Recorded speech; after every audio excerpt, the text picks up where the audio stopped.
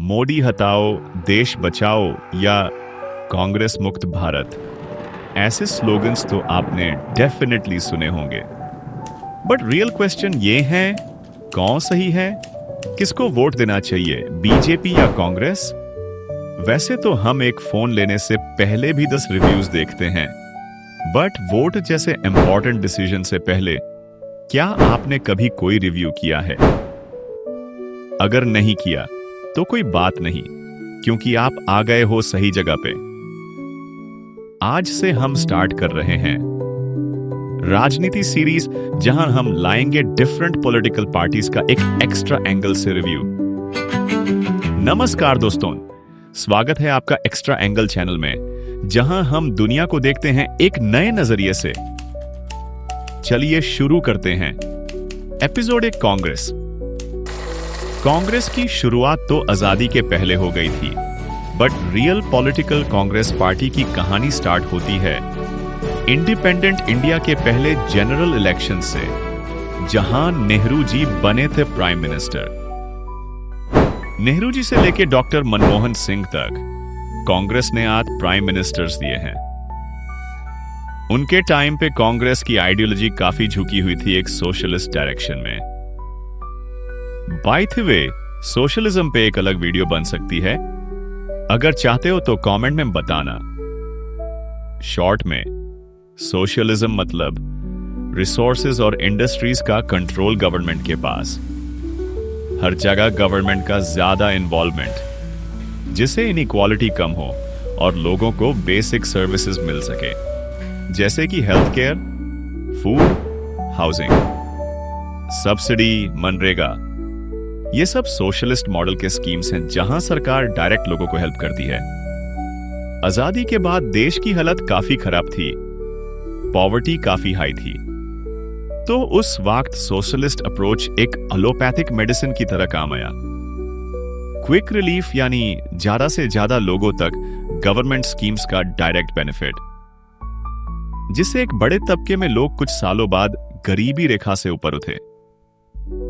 लेकिन इसी आइडियोलॉजी की वजह से गवर्नमेंट का इंटरफेरेंस हर जगह बढ़ने लगा, और इसकी वजह से जन्म हुआ करप्शन और लाइसेंस शाही का। इसीलिए शायद राजीव गांधी ने कहा था, सेंटर से 1 रुपया चलता है, लेकिन आदमी तक सिर्फ 10 पैसे ही पहुंचते हैं।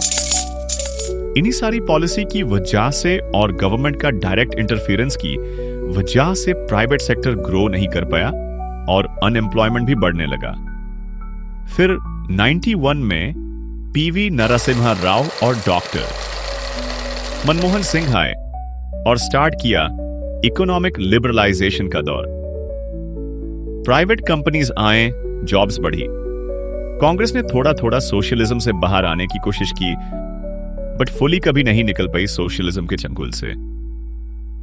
यूपीए के टाइम भी कांग्रेस ने सोशलिस्ट स्कीम्स जैसे मनरेगा कंटिन्यू रखी, बल्कि यूज और प्रमोट किया।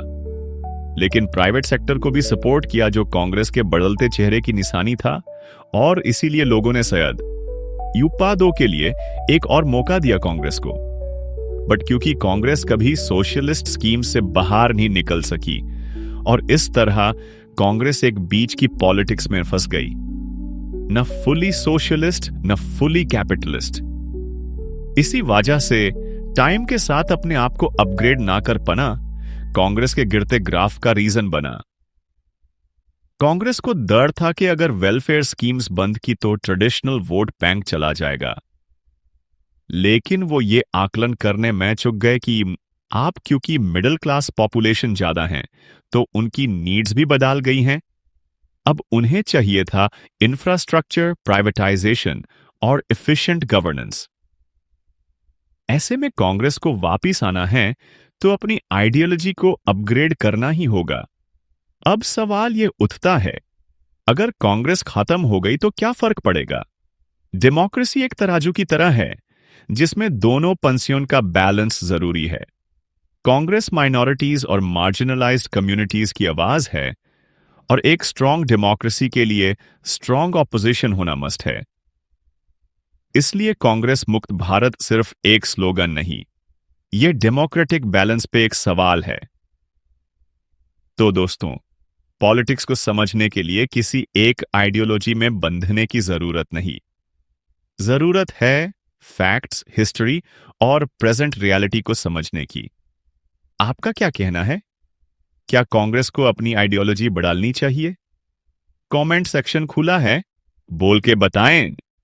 वीडियो पसंद आया हो तो लाइक करें, चैनल को सब्सक्राइब करें और शेयर करें ताकि ये बात और लोगों तक पहुंच सके। मैं मिलता हूं आपसे नेक्स्ट एपिसोड में। तब तक के लिए जय हिंद।